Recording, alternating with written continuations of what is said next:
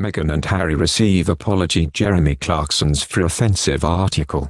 TV presenter Jeremy Clarkson was widely condemned for his column.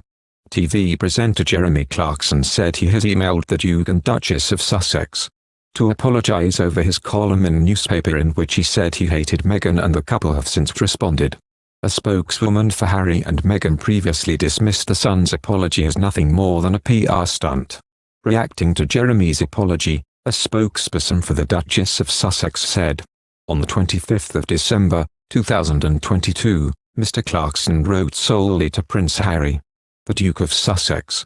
The contents of his correspondence were marked private and confidential. While a new public apology has been issued today by Mr. Clarkson, what remains to be addressed is his long-standing pattern of writing articles that spread hate rhetoric, dangerous conspiracy theories, and misogyny, unless each of his other pieces were also written in a hurry." As he states, it is clear that this is not an isolated incident shared in haste, but rather a series of articles shared in hate.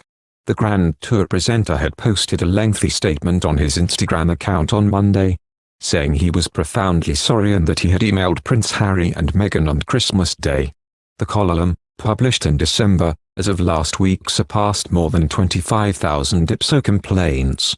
The full statement read, "One of the strange things I've noticed in recent times is that whenever an MP or a well-known person is asked to apologize for something, no matter how heartfelt or profound that apology may be, it's never enough for the people who called for it in the first place.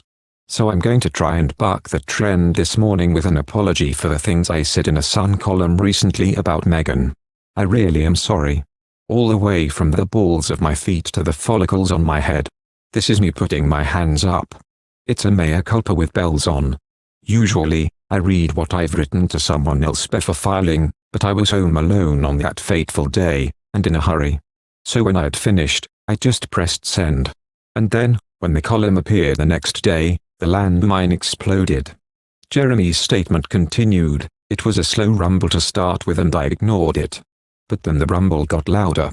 So I picked up a copy of The Sun to see what all the fuss was about. We've all been there, I guess. In that precise moment when we suddenly realize we've completely messed up. You are sweaty and cold at the same time. And your head pounds. And you feel sick. I couldn't believe what I was reading. Had I really said that? It was horrible. I knew what had happened straight away. I'd been thinking of a scene in Games of Thrones, but I'd forgotten to mention this. So it looked like I was actually calling for revolting violence to rain down on Meghan's head. I was very angry with myself because in all those controversial days on Top Gear, when I was accused of all sorts of things, it was very rarely sexism. We never did women can't park gags, for instance, or suggested that powerful cars were only for men. And I was thrilled when Jodie Kidd and Ellen MacArthur set fastest ever laps in our reasonably priced car. I'm just not sexist and I abhor violence against women. And yet I seemed to be advocating just that. I was mortified and so was everyone else. My phone went mad. Very close friends were furious. Even my own daughter took to Instagram to denounce me." Jeremy's statement went on to say TV and Amazon, which shares Who Wants to Be a Millionaire and the Grand Tour respectively, were incandescent. He said, "The Sun quickly apologized and I tried to explain myself. But still, there were calls for me to be sacked and charged with a hate crime. More than 60 MPs demanded action to be taken. TV, who make Who Wants to Be a Millionaire, and Amazon, who make The Farm Show and the Grand Tour, were incandescent. I therefore wrote to everyone who works with me saying how sorry I was, and on Christmas morning, I emailed Harry and Meghan in California to apologize to them too. I said I was baffled by what they had been saying on TV, but that the language I'd used in my column was disgraceful and that I was profoundly sorry."